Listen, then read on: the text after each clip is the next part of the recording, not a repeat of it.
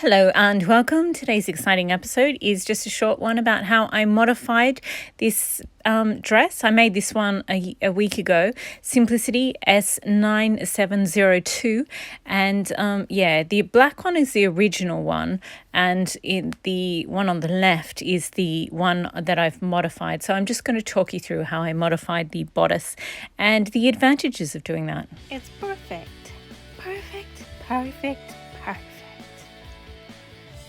Perfect jacket. So here we have the pattern. It's a pullover dress, so there's no zip at the side, and it's an empire line with a very deep V-neck.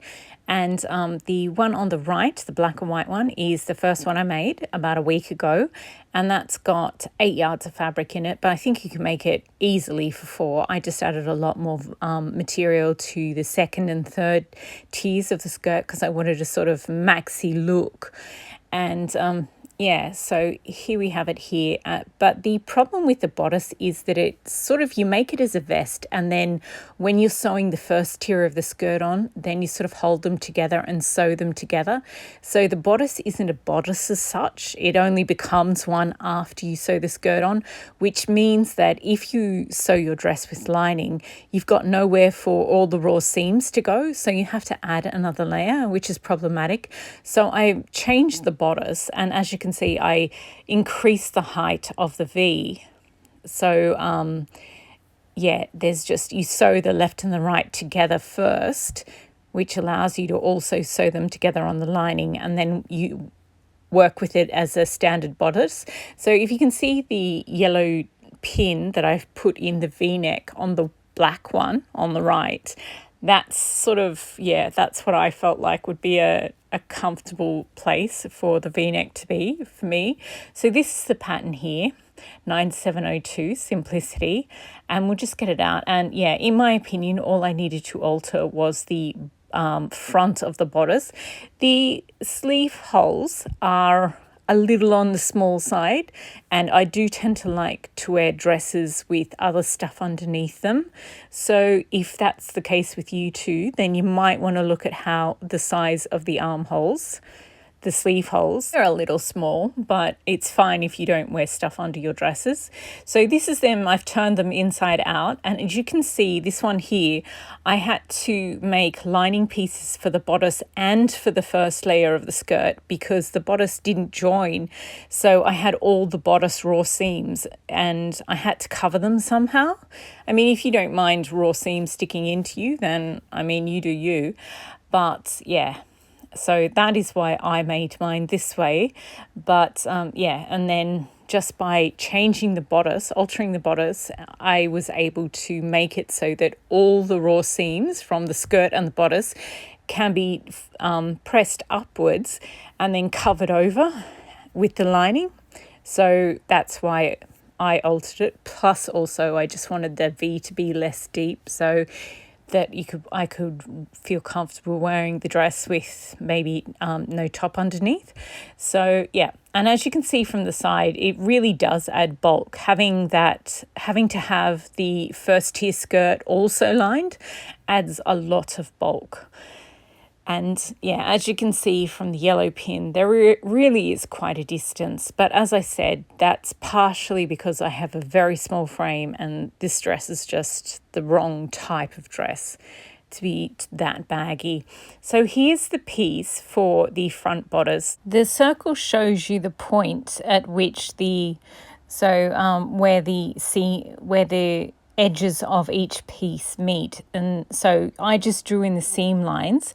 So I drew in the seam line for the V-neck and the seam line for the bottom, and that way I could see the true piece and how I wanted to alter it. So once you draw it in, then instead of the dot being there, you can move it up.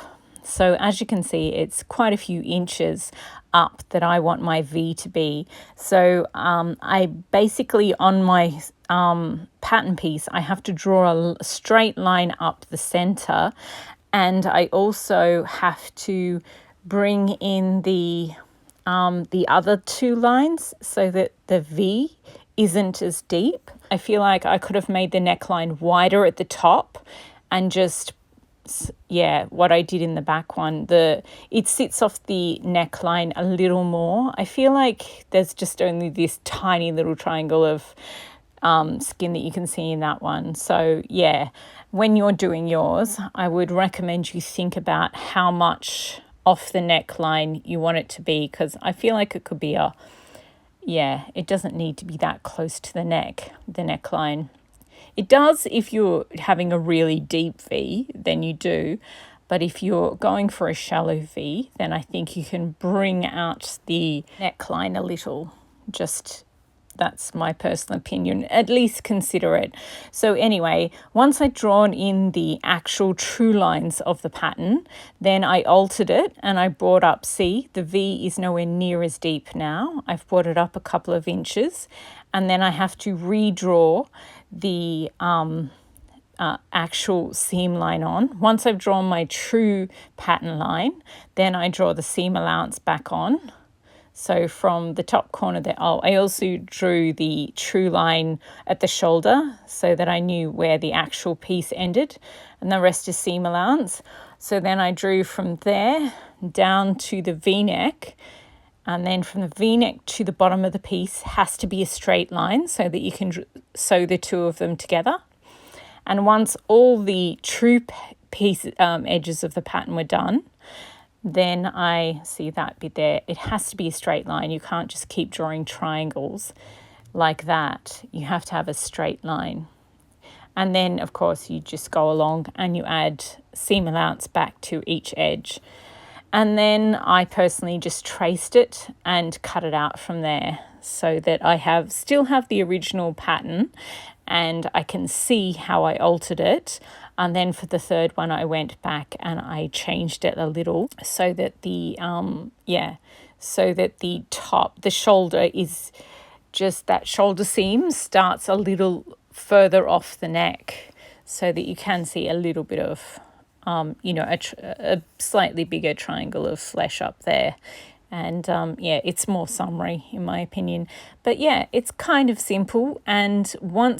And then when you sew it together, you don't have to alter any other part of the bodice because the back and the front still fit perfectly together. So in my opinion, that's fine. But as I said, if you do like to wear your dresses over something else, then I would seriously take a look at the armholes, the sleeve holes, and just compare them to whatever your favorite bodice is. Just compare them to that, but also remembering that this is an empire line, not a standard bodice. So factor that in when you're just comparing them. And then, so just that simple change to the bodice meant that I don't now have to do the first tier skirt as the lining as well, which is very cool because it just adds so much bulk. And also it's quite difficult to do because you've got to do like the actual layer of the skirt is pleated and the lining has to be pleated too, because it does have to have that much bulk, but it's still really tricky to do. And you've got to capture both layers of the bodice seams as well, like the outer and the lining. So that's it. I hope it was helpful. I definitely recommend this pattern just in general because I think it's absolutely gorgeous, but I do strongly recommend that you alter even if you just bring it up a couple of centimeters or like half an inch. I do think it's if you're in the habit of lining your bodices, that is, then because it just sort of keeps all the raw seams where they're supposed to be. And I just think it's much easier to make with this tiny little change. It is a little difficult to change, but just remember that take away the seam allowances, then alter it, then put back the seam allowances, and that's just keeps it less confusing and easier because you've only got one line to worry about at each stage of the process. So I'm really happy with the original dress that I made. I'm still going to wear it. I absolutely love it. And now that I've made this video, I can finally hand stitch the lining down and it'll be all finished and ready to go. Actually, I still haven't hand stitched the sleeves either. But anyway, I absolutely love it. But I also really like the baby doll version I made and the yellow and black one with the two different sunflower fabrics I made. you'll see at the end of the month as well. So yeah, love this pattern. I'm going to I plan on making heaps more summer dresses out of it. So it is a bit fiddly to change, but in my opinion, well worth it as well, because yeah, it just gives you the finish and the look that you want, and the dresses that you're going to make will be durable and really long lasting, and you won't have to worry every single time you put it on or take it off if it's going to split. Anyway, I am off to do all this hand sewing now. So thank you very much for watching, and have fun making this pattern. It's an absolutely gorgeous spring summer dress.